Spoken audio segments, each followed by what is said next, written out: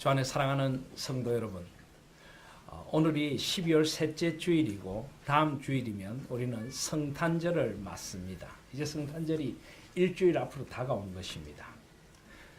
세월이 참 빠르다는 생각이 듭니다. 여러분, 성탄절 준비하셨습니까? 갑자기 왜 그렇게 놀란 표정으로 저를 보십니까?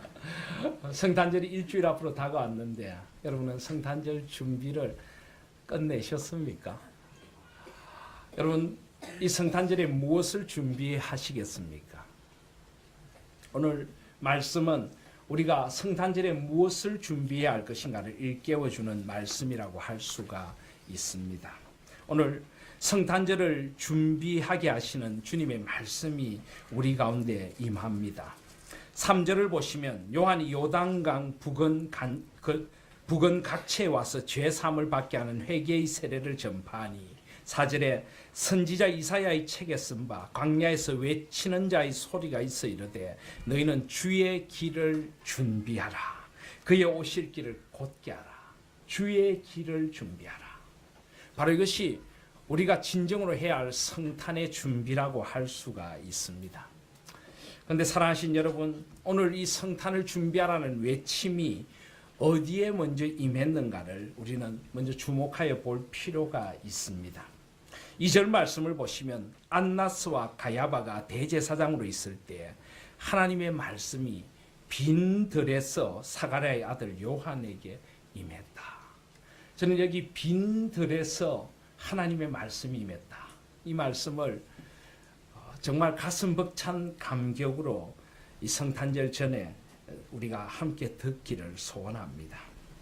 여기 하나님의 말씀이 임했다라고 하는데 이 말을 우리는 그냥 하나님의 말씀이 임했나 보다라고 들을 수 있지만은 이 말씀을 듣는 이스라엘 백성들의 입장은 지금 우리 입장과 사뭇 달랐습니다. 세례 요한이 하나님의 말씀을 받아서 전하게 되기까지 이스라엘 백성들은 거의 400년이 넘는 세월을 암흑과 같은 시간을 보내야 했습니다. 구약의 마지막 선지자인 말라기 선지자의 예언이 있은 후에 400년이 넘는 세월 동안 하나님께서 침묵하시는 듯이 보였습니다. 여러분, 그때 그 침묵의 시간을 지나고 있는 이스라엘 백성들의 마음이 어땠을까요? 예를 들어 집에 좀 근엄하신 아버님이 심기가 불편하신지 한 며칠 동안 아버님이 말씀을 하지 않고 입을 닫고 계시면 집안 분위기가 어떻습니까? 요즘은 아버님들이 별로 힘을 못 쓰니까 어떤지 모르겠습니다만은 그러다 괜히 어머님들한테 야단 맞겠죠, 그죠? 옛날에 우리가 어리던 시절에만 해도 아버님들의 권위가 살아 있어서 아버님이 침묵하시면 집안이 온통 무거워집니다. 그런데 하나님 아버지께서 400년이 넘는 세월 동안 선지자를 그 땅에 보내주시지 않으셨습니다. 이 침묵의 시간을 지나는 이스라엘 백성들의 마음이 얼마나 무거웠겠습니까? 하나님께서 왜 이렇게 침묵하시는가? 그런데 또 그 시간들이 그렇게 녹록한 시간들도 아니었습니다. 이스라엘 백성들은 바벨론에 포로되었다가 돌아와서 그들의 나라를 새로 세우려고 했지만은 그것이 그렇게 쉽지는 않았습니다. 그리고 열강들에 둘러싸인 그 이스라엘의 형편 때문에 여러 나라들의 침략을 받고 식민지로 그들은 식민지의 백성으로 살아가야만 했습니다. 오늘 3장 1절이 바로 그 형편을 보여줍니다. 3장 1절을 보시면은 디베리오 황제가 통치한 지 15대, 곧 본디오 빌라도가 유대의 총독으로 있을 때였다라고 합니다. 여기 디베리오 황제라고 하는 것은 바로 로마의 황제, 곧 가이사, 시저를 일컫습니다. 로마의 아마 가장 강력한 그 로마의 전 지역을 통치한 첫 번째 시저 가이사는 가이사 아구스도였습니다. 우리 누가복음 2장 1절에 보시면 그때 가이사 아구스도가 영을 내려 천하로 다 호적하라 하였다. 이 가이사 아구스도가 로마의 전 지역을 다스리던 최초의 로마의 황제, 이 황제를 가이사라고 불렀습니다. 시저, 그는 그런 황제였습니다. 그런데 이 가이사 아구스도가 주후 AD 14년경에 죽습니다. 그리고 그의 뒤를 이어 황제가 된 사람이 바로 이 디베리오 티베리우스 황제라고 부르는 사람이었습니다. 그런데 티베리오 황제가 통치한 지 15해가 되었다. 그럼 여러분 이때가 주후 몇 년일까요? 제가 아까 가이사 아구스토가 주후 14년경에 죽었다라고 했습니다. 그리고 디베리오 황제가 이제 왕이 된 지 15대 15년이 되었습니다. 그럼 이때가 주후 몇 년쯤 되었을까요? 주후 29년쯤 되었습니다. 여러분 주후 29년이면 언제입니까? 바로 예수님께서 공생애를 시작하시기 직전이었습니다. 예수님은 30세쯤 되었을 때 공생애를 시작하셨습니다. AD 주님의 해는 예수 그리스도가 오심으로 시작되었습니다. 그래서 주후 29년경은 예수님께서 이제 공생애를 시작하시기 바로 직전의 상황을 보여주고 있습니다. 그런데 이때의 상황이 어땠습니까? 여전히 하나님의 말씀은 그들에게 임하지 않았고 하나님은 침묵하는 가운데 계시는 것 같았고 그리고 로마의 디베리오 황제가 그들을 통치하고 있었습니다. 식민지 백성의 고달픈 삶을 살아가야 했습니다. 로마의 통치는 철권 통치였습니다. 무섭고 냉혹한 통치. 그것이 바로 소위 로마가 만들어온 로마의 평화, 팍스 로마나였습니다. 이것은 진정한 평화가 아니라 법과 무기로 전쟁으로 그들을 내리누르는 그런 억압의 정치에 그들은 식민지 백성으로 살아가야 했습니다. 그리고 그 당시의 상황을 계속하여 역사가이자 의사인 누가는 보여주고 있습니다. 본디오 빌라도가 유대의 총독이 되었다. 로마에서 파송한 아주 교활한 총독인 본디오 빌라도가 로마에서부터 유대 땅으로 와서 로마의 통치권을 위임받아 유대를 다스리고 있었습니다. 그리고 그 다음에 보시면 헤롯이 갈릴리의 분봉왕으로, 여기 분봉왕이라고 하는 것은 나라 전체를 4분의 1씩 나누어서 다스리던 그 4분의 1을 다스리는 왕을 말합니다. 그는 헤롯 안티파스, 이 악한 대왕인 이 헤롯 왕의 자녀들, 그래서 헤롯이 갈릴리의 분봉왕으로, 그 동생 빌립이 이두레와 드라고니 지방의 분봉왕으로, 또 루사니아가 아빌레네의 분봉왕으로 있었습니다. 이 헤롯 왕가는 이둠의 왕조라고 해서 에돔 족속입니다. 유대인들과는 평생 오랜 역사 동안 적으로 있었던 이 에돔 왕조가 유대 땅의 이 왕이 되어서 그 유대 땅을 자기들 마음대로 4분의 1씩 나눠서 다스리고 있던 그런 암울한 시대였습니다. 그리고 2절에 보시면 안나스와 가야바가 대제사장으로 있었다. 이 부분도 우리가 성경을 조금 깊이 들여다보면 이 부분도 얼마나 암담한 처지를 보여주는 것인지 모릅니다. 이스라엘에는 원래 대제사장은 오직 한 사람이었습니다. 그런데 안나스와 가야바가 같이 대제사장으로 있었다. 그래서 뭔가 잘못된 것입니다. 안나스는 원래 대제사장이었는데 그는 로마에 의해서 세워진 꼭두각시 대제사장이었고 로마가 이제 안나스를 패하고 안나스의 아들들 사위들에게 이 대제사장의 직분을 나누어 주었습니다. 그래서 특별히 그 중에 가야바가 이 대제사장으로 있을 때였는데 안나스와 가야바가, 그것은 결국 안나스가 실권을 쥐고 가야바를 움직이면서 대제사장 노릇을 하고 있었다. 그래서 한마디로 종교가 피폐해졌다는 것입니다. 하나님 앞에 예배드리는 그 제사장의 직분이 로마의 놀잇감이 되었고 탐욕의 제물이 되어서 안나스와 가야바가 함께 대제사장으로 있으며 백성들을 착취하는 그런 교회의 타락까지 그 시대에 있었습니다. 바로 그런 시대에 2절에 보시면은 하나님의 말씀이 빈들에서 사가랴의 아들 요한에게 임했다. 여러분, 빈들에서 하나님의 말씀이 임했다. 저는 이 말씀을 얼마나 소망으로 받게 되는지 모릅니다. 그렇습니다. 하나님의 말씀은 디베로 황제가 통치하는 로마의 그 어리어리한 궁정에 임하지 않았습니다. 유대의 총독인 본디오 빌라도의 총독 관제에도 임하지 않았습니다. 유대 땅을 나누어 다스리는 헤롯과 그의 일가들의 그 왕으로 다스리는 궁전에도 임하지 않았습니다. 안나스와 가야바가 대제사장으로 있고 헤롯이 아직도 건축 중인 그 어리어리한 성전에도 임하지 않았습니다. 빈들에 하나님의 말씀이 임했던 것입니다. 사랑하신 여러분, 빈들이란 어떤 곳입니까? 그야말로 텅 빈 들입니다. 광야입니다. 사람이 살지 않는 곳입니다. 황량한 곳입니다. 짐승의 울음소리가 흐르는 곳입니다. 바로 그런 적막한 광야의 빈들에 하나님의 말씀이 임했다. 사랑하신 여러분, 하나님의 말씀을 듣고 싶습니까? 그러면은 빈들로 나가시기를 바랍니다. 하나님의 말씀은 화려한 성전에 임하지 않습니다. 세상의 화려한 불빛이 가득한 궁정에 세상의 권세 잡은 자들의 그 통치 아래 임하지 않습니다. 하나님의 말씀은 빈들에 임하시는 것입니다. 빈들에. 이 성탄의 계절을 맞으며 우리가 돌아가 서야 할 곳이 어디인가를 오늘 말씀 우리에게 가르쳐 줍니다. 그것은 바로 빈들입니다. 빈들. 사람들은 화려하고 아주 우리의 마음을 들뜨게 하는 것들을 좋아합니다. 이 성탄도 어느 틈에 우리의 마음을 들뜨게 하는 그런 절기가 되어버렸습니다. 교회는 화려함을 추구하고 온통 화려한 장식으로 성탄절을 꾸미려고 합니다. 우리 교회도 성탄 장식이 좀 되어 있지만은 우리의 성탄 장식은 얼마나 소박합니까? 화려한 성탄의 불빛 아래, 사람들이 부르는 흥겨운 캐럴 아래, 그리고 어리어리하게 지어놓은 그런 성전 교회당에 하나님의 말씀이 임하는 경우는 별로 없습니다. 하나님의 말씀은 육신이 되어 이 땅에 오신 예수 그리스도와 함께 임하게 되었던 것입니다. 예수님은 만왕의 왕이시고 하나님의 아들이시지만은 어리어리한 궁전을 택해서 이 땅에 오시지 않으셨습니다. 예수님은 화려한 성전을 택해서 이 땅에 오시지 않으셨습니다. 예수님은 동정녀 마리아에게서 나셨습니다. 성령으로 잉태되셨습니다. 가난한 목수인 요셉의 집안에서 태어나셨습니다.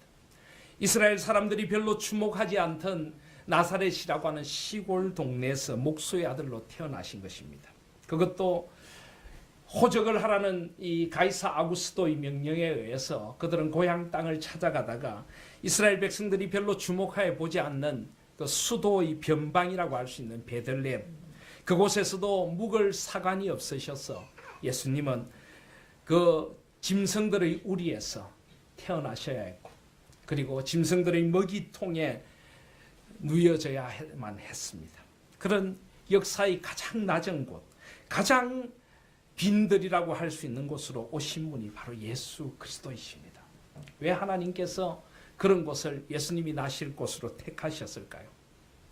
그분은 만왕의 왕이시지만은 우리 모두를 섬기기 위해 오신 왕이시기 때문입니다.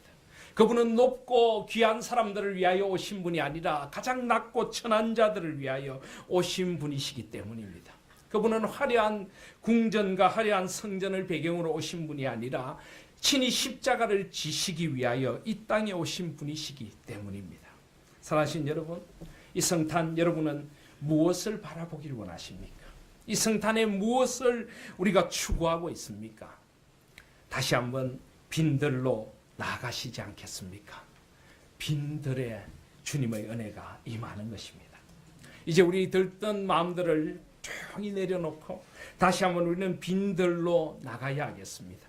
하나님과 나와 대면할 수 있는 곳, 깊이 나 자신을 하나님 안에서 들여다볼 수 있는 곳, 내가 세상에 무엇을 추구하며 걸어왔는가를 돌아볼 수 있는 빈들로 나가야 할 때가 이 성탄의 절기라는 것을 잊지 마시기를 바랍니다. 그래서 성탄이 한 해의 끝자락에 있습니다. 이 한 해 우리가 무엇을 추구하며 살아갔느냐고 성탄은 우리에게 질문하고 있습니다. 우리의 눈은 무엇을 향하고 있는지, 나는 높아지려고 했는지 낮아지려고 했는지, 나는 섬김을 받으려고 했는지 섬기려고 했는지, 나는 기꺼이 주님의 의와 진리를 위하여 낮아짐과 아픔과 고난과 힘듦의 자리를, 그 가시밭길을 걸으려고 했는지를 우리에게 묻는 절기가 이 성탄인 것입니다. 이제 일주일 남겨둔 성탄을 앞두고 다시 한번 주님 앞에서 빈들로 나아갈 수 있는 저와 여러분들이 되시기를 주님의 이름으로 축복드립니다. 그런데 사랑하신 여러분, 이 빈들이 세례 요한에게 어떤 곳이었을까요? 주님을 만나던 이 빈들이 무조건 외롭고 힘든 곳이기만 했을까요? 그렇지 않았을 것입니다. 이런 찬송을 기억하십니까? 내 기도하는 그 시간, 그때가 가장 즐겁다. 이 세상 근심 걱정에 얽매인 나를 부르사 내 진정 소원 주 앞에 낱낱이 아래요 큰 불행 당해 슬플 때 나 위로받게 하시네. 2절을 보시면 내 기도하는 그 시간 내게는 가장 귀하다. 저 광야 같은 세상을 끝없이 방황하면서 위태한 길로 나갈 때 주께서 나를 이끌어 그 보좌 앞에 나아가 큰 은혜 받게 하시네. 주 세상에서 일찍이 저 요란한 곳 피하여 빈들의 스나산에서 온 밤을 세워 지내사 주 예수 친히 기도로 큰 본을 보여주셨네. 주님도 빈들로 나가셨습니다. 주님도 사람들이 없는 고요한 하나님 아버지의 품으로 나가셨습니다. 그렇다면 이 빈들은 주님을 만나는 빈들일 것입니다. 여러분 저 빈들로 가보십시오. 거기에서 무릎 꿇고 기도하시는 주님을 만나실 수 있을 것입니다. 겟세마네에서 땀방울이 핏방울이 되도록 기도하시며 아버지의 뜻을 구하시는 주님을 만나고 싶습니까? 주께서 기도하셨던 그 빈들로 나가시기를 바랍니다. 거기에 진정한 위로가 있습니다. 거기에 진정한 소망이 있습니다. 내 기도하는 그 시간, 그때가 가장 즐겁다. 이 성탄의 계절이 빈들에서 주님을 아름답게 만나는 그런 복된 시간이 되시기를 바랍니다. 그때가 가장 귀한 시간이 될 줄 믿습니다. 이 빈들에서 주님을 만난 사람들은 이제 주님 앞에서 그 삶을 새롭게 하게 됩니다. 요한이 빈들에서 하나님의 말씀이 그에게 임했을 때 3절에 보시면 요한이 요단강 부근 각지에 와서 죄사함을 받게 하는 회개의 세례를 전파했다. 여러분 세례 요한은 죄사함을 받으려면 요단강으로 나오라고 했습니다. 여러분 이 말씀도 우리는 깊이 들여다볼 필요가 있습니다. 구약의 백성들은 죄사함을 받으려면 어디로 가야 했습니까? 성전으로 가야 했습니다. 성전에 가서 주님 앞에서 제물을 드려야 했고 제사장의 집전하에 그들은 하나님 앞에 번제와 화목제와 속건제와 속죄제를 드리면서 그들은 죄사함의 은혜를 누려야만 했습니다. 그런데 오늘 죄사함을 받으려면 요단강으로 오라고 합니다. 왜 성전이 아닐까요? 그 당시 성전은 형식적인 종교의 자리가 되어버렸습니다. 그 당시 성전은 진정으로 하나님을 예배하는 곳이 아니라 안나스와 가야바가 대제사장으로 있으면서 사람들의 가진 것들을 착취하고 종교라는 이름을 빙자하여서 사람들을 잘못된 길로 인도하는 형식주의, 거짓에 물든 성전이 되어 있었습니다. 예수님께서는 이 땅에 오셔서 그런 성전을 헐라고 하셨습니다. 사랑하신 여러분, 형식주의에 젖은 종교 행위로는 주님을 만날 수가 없습니다. 우리의 예배가 습관에 젖은 형식주의의 예배라면 그곳에서는 주님을 만날 수 없는 것입니다. 주님을 만나고 싶다면 요단강으로 나아가시기를 바랍니다. 주님의 은혜의 강가로 나아가서 살아계신 하나님을 만나십시오. 주님은 성전에 갇혀 계신 분이 아니십니다. 주님을 만나려면 요단강으로 와서 회개의 세례를 받으라고 이야기를 합니다. 오늘 우리는 세례식을 거행했습니다. 세례의 의미는 무엇입니까? 세례의 의미는 돌이킴입니다. 나의 모든 죄들을 주님 앞에 내려놓고 주님 앞으로 돌아가는 것입니다. 주님 앞에 돌아가야 합니다. 성탄의 계절은 들뜸의 계절이 아니라 빈들에 나가서 나를 돌아보고 요단강가로 은혜의 강가로 나가서 주님 앞에서 다시 한번 회개의 세례를 받는 자리입니다. 우리는 이미 세례 받았지만은 끊임없이 세례의 자리로 돌아가서 나를 용서하신 주님의 보배로운 피 앞에서 우리는 다시 한번 새롭게 되어져야 하는 것입니다. 그것이 바로 성탄의 절기입니다. 그래서 세례 요한은 선지자 이사야의 글을 인용하여 이렇게 외칩니다. 4절에 보시면 선지자 이사야의 책에 쓴 바 광야에서 외치는 자의 소리가 있어 이르되 너희는 주의 길을 준비하라. 그의 오실 길을 곧게 하라. 주의 길을 준비해야 하는데 주님이 오실 길을 예비하는 성탄의 절기가 되어야 하는데 그것을 어떻게 해야 합니까? 5절에 보시면 모든 골짜기를 메워지게 하라고 합니다. 모든 산과 작은 산이 낮아지게 하라고 합니다. 굽은 것이 곧아지고 험한 길이 평탄하여지도록 하라는 것입니다. 이것은 무슨 의미입니까? 이것은 바로 주님과 우리 사이에 골짜기가 있다면 메워야 한다는 것입니다. 주님과 우리 사이에 높아지고 부딪힘이 되는 산들이 있다면 낮추어야 한다는 것입니다. 주님과 우리 사이에 굽어진 것이 있다면 곱게 만들어야 하고 험하여진 것이 있다면 평탄하게 해야 한다는 말입니다. 사랑하신 여러분, 주님과 우리 사이에 골짜기가 있지는 않습니까? 주님과 우리 사이에 죄의 골짜기가 깊게 패여서 주님의 은혜가 나에게 임하지 않고 있지는 않습니까? 주님의 손이 짧아 우리를 구원하지 못함이 아니요 우리의 죄가 주님과 우리 사이를 막았느니라. 사랑하신 여러분, 이 성탄은 우리를 다시 한번 돌아보는 절기입니다. 주님과 나 사이에 나의 죄와 나의 무관심과 나의 형식적인 신앙생활로 골짜기가 생겨 있다면 이제 그 골짜기를 메우실 수 있는 저와 여러분들이 되시기를 바랍니다. 회개하며 주님 앞에 나아가셔야 합니다. 모든 산과 작은 산이 낮아지고 우리의 마음이 너무 높아져 있지는 않습니까? 저와 여러분의 마음이 너무 교만하여 높아져 산처럼 높아져서 주님의 은총이 우리 가운데 임하지 않는 것은 아닙니까? 낮은 곳으로 오신 주님, 자기 몸을 버리사 종의 형체를 지니신 낮은 곳으로 오신 주님이 임할 자리가 없이 내 마음은 온갖 나의 교만과 나의 세상에 대한 자랑으로 채워져 있지는 않습니까? 그렇다면 그 산을 낮추시기를 바랍니다. 다시 한번 겸손히 주님 앞에 무릎 꿇으실 수 있기를 바랍니다. 굽은 것이 곧아지고 내 마음이 너무 굽어져 있지는 않습니까? 죄와 세상의 욕심으로 굽어져 있고 사람들에 대한 용서하지 못함과 사람들에 대한 시기와 질투로 굽어져 있지는 않습니까? 다른 이들을 어떤 마음으로 보고 계십니까? 곧은 마음으로 세상을 사십니까? 굽은 마음으로 세상을 살고 있습니까? 험한 길이 평탄해질 것이야.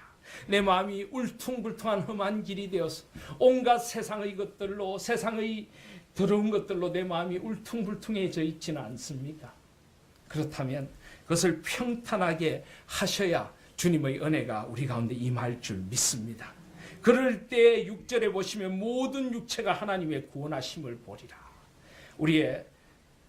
우리의 잘못된 골짜기는 메워져야 하고 높아진 마음은 낮아져야 하고 굽어진 마음은 곧아져야 하고 험해진 마음은 주님 앞에서 바르게 펴져야 할 줄 믿습니다.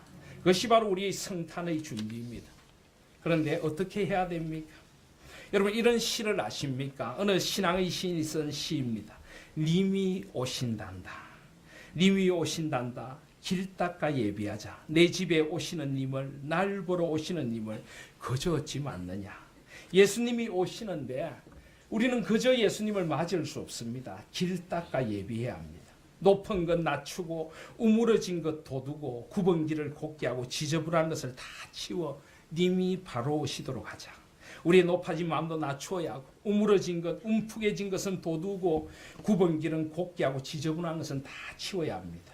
그런데 시인은 계속하여 이렇게 노래합니다. 님을 기다리면서 그저 잡고나 이것저것을 온 방 안 허투루 늘어놓아 그저 앉으실 곳도 없이 했구나. 님을 기다리는데 잠들어 버렸습니다.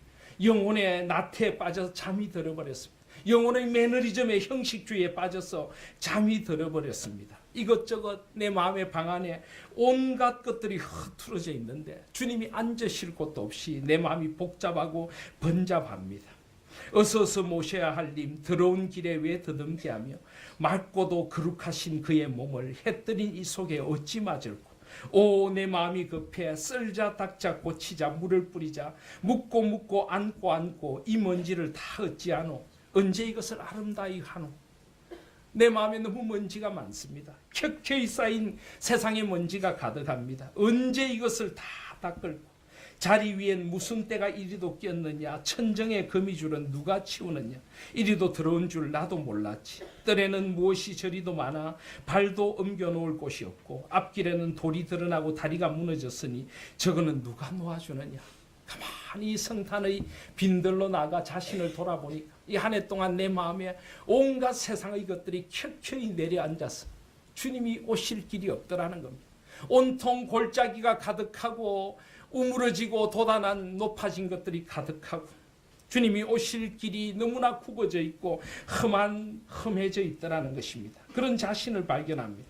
그런데 시인은 깜짝 놀랍니다. 아이고 님이 오시네. 저기 벌써 오시네. 이를 어찌하노. 어딜 들어오실라고. 이 얼굴, 이 꼴, 이 손은 여러분 얼마나 솔직한 고백입니까? 벌써 성탄이 이제 일주일 남았습니다. 어떻게 이 한 해의 끝자락을 보내시겠습니까? 아이고 님이 오시는데 성탄의 주님이 임하시는데 어떻게 하시겠습니까? 그런데 이 시인은 그 다음에 놀라운 반전의 은혜를 노래합니다. 바로 주님의 말씀을 노래합니다. 이에 걱정 마라. 나도 같이 썰어주마. 나 위에 썰자는 그 방 내가 썰어 너를 주고 닦다가 달아질 내 마음 내가 닦아주마. 썰자 닦자 하던 마음 그것조차 마음뿐이고 님이 손수 쓰시고 나까지 안절하시니 제 자랑이라고는 없소이다. 참 없소이다. 밝히자면서 못 밝힌 방 저절로 밝아지고 맑히자면서 못 맑힌 마음 나중엔 맑아졌으니 내라고는 없소이다. 오직 님 곁에서만 사오리. 아멘. 그렇습니다. 주님이 친히 내 마음을 닦아주기 위하여 다가오십니다. 주님이 친히 주님과 우리 사이에 벌어진 골짜기를 메워주시기 위해 사랑과 은총으로 다가오시는 절기가 성탄절입니다. 나의 높아진 마음을 낮추고 나의 굽어진 마음을 곧게 하고 나의 험한 길을 평탄하게 해주기 위해서 주께서 우리 가운데 임하십니다. 그 주님을 우리가 그저 마음 문 열고 맞이하시면 되는 겁니다. 빈들에 나가 주님을 다시 한번 바라보십시오. 내 마음이 얼마나 비뚤어지고 굽어져 있는가를 주님 앞에서 고백하실 수 있는 저와 여러분들이 되시기를 바랍니다. 성탄으로 임하시는 주님, 저의 마음도 맑혀주시고 저의 굽어진 마음도 곧게 하여 주시옵소서. 제 마음의 거미줄들도 치워주시고 주님이 임하실 자리를 나의 마음에 만들어 주시옵소서. 그 기도면 족합니다. 그 마음이 참 마음이라면 족한 것입니다. 그 빈 마음으로 주님 앞에 나아가면 주께서 우리를 다시 한번 이 성탄의 은혜로 회복시켜 주실 줄 믿습니다. 그리고 마지막으로 말씀을 마치면서 우리는 길을 예비하는 자인가 하는 생각도 우리는 한 번쯤 해보게 됩니다. 우리 세례 요한이 주님이 오실 길을 예비했던 것처럼 우리도 누군가 주님의 길이 되어줄 필요가 있습니다. 우리는 누군가에게 주님이 오실 길을 예비하는 자입니까? 주님이 오실 길을 예비하며 나의 몸을 낮추고 나의 마음을 낮추어서 나를 통해 주님이 전해지시도록 살아가는 자입니까? 우리는 그 생각도 할 수 있는 저와 여러분들이 되시기를 바랍니다. 너희는 주의 길을 준비하라. 그의 오실 길을 곧게 하라. 우리의 아프고 힘든 이웃들이, 우리 험한 세상을 살아가는 이웃들이 이 성탄 주님을 만날 수 있도록 주님의 사랑을 전해주고 주님의 오심을 전해줄 수 있는 저와 여러분들이 되시기를 바랍니다. 그것이 바로 주님의 길을 예비하는 것입니다. 일본의 기독교 작가인 엔도 슈샤쿠라고 하는 작가가 있습니다. 이 작가가 쓴 책에 보면 사해의 호반이라고 하는 책이 있습니다. 그 책에 보면 이상한 예수님이 등장합니다. 그 책에 등장하는 예수님은 기적을 행할 수가 없습니다. 사람들이 와서 아픈 것을 고쳐달라는데 예수님은 고칠 줄을 모릅니다. 죽은 자녀를 살려달라는데 예수님은 살릴 줄을 모릅니다. 맹인을 눈 뜨게 해달라고 하는데 예수님은 눈을 뜨게 해줄 수가 없습니다. 그래서 사람들은 그런 예수님에게 항의를 하기도 하고 화를 내기도 합니다. 그런데 엔도 슈샤쿠가 그리고 있는 사해의 호반의 예수님은 비록 죽은 목숨을 살리고 눈먼 사람을 눈뜨게 할 수는 없지만 누군가 함께 울어줍니다. 죽음을 앞두고 죽어가는 한 사람의 머리맡에서 밤새도록 함께 있어주며 하늘의 위로를 전해줍니다. 자식을 잃고 안타까이 울고 있는 자의 곁에서 함께 울어줍니다.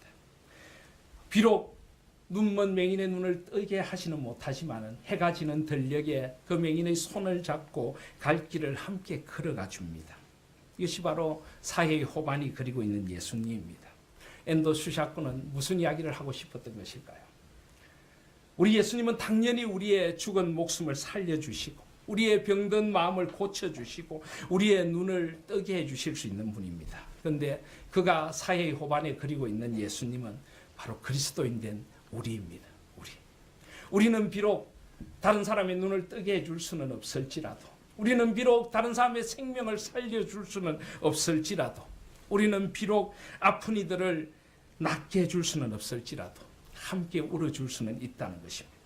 그 힘든 언 가슴을 녹여줄 수는 있는 것입니다. 빈들에서 누군가 쓸쓸하게 살아가는 이의 손을 잡아 예수 그리스도에게로 이끌어 줄 수는 있는 것입니다. 밤을 새워 함께 울어주고 함께 아파해 줄 수는 있습니다. 주님의 위로로. 주님은 바로 우리가 그런 사람들이 되어주기를 원하십니다. 주님이 오십니다. 이제 그 주님의 오실 길을 준비하며 함께 빈들에 살아가는 이들의 시린 가슴을 안아줄 수 있는 저와 여러분들이 되시기를 바랍니다. 주님이 오실 길을, 그 주님의 오실 빛을 나의 자그마한 사랑으로, 소망으로, 그리고 배려와 위로로 밝혀줄 수 있는 저와 여러분이 되는 것, 바로 그것이 주님의 오실 길을 준비하는 진정한 성탄 준비일 줄 믿습니다. 이제 말씀을 맺습니다. 이 성탄, 우리의 분주하고 들뜬 마음을 내려놓고 빈들로 나아가시지 않겠습니까? 빈들에나 산에서 임하시는 주님의 은혜를 만나고 싶지 않습니까? 그리고 나의 주님과 사이에 나버린 골짜기며 높아진 마음이며 굽어진 길이며 울퉁불퉁한 길들을 주님의 은총으로 다시 한번 새롭게 하고 주님 앞에서 주님의 오실 길을 내 마음에서부터 예비할 수 있는 저와 여러분들이 되시기를 바랍니다.